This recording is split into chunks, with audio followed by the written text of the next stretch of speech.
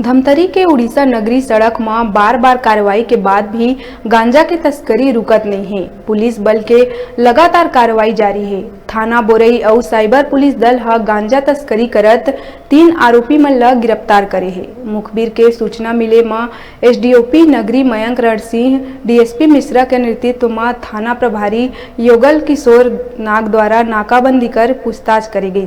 Car में सवार राम प्रकाश मिश्रा, पवन कुमार द्विवेदी, कल्लू मुसलमान ले चेकिंग करे के बाद आरोपी मन के होंडा कार ले लगभग 10 लाख ले ज्यादा के गांजा पकड़ाइस।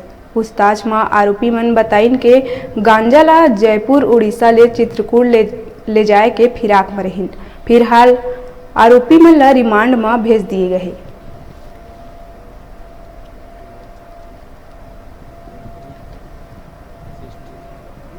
2022 को पुलिस अधीक्षक धमतरी महोदय के निर्देशन पर गांजा तस्करी को लेके बोरई अंतर्राज्यीय चेकपोस्ट पर सघन चेकिंग की जा रही थी।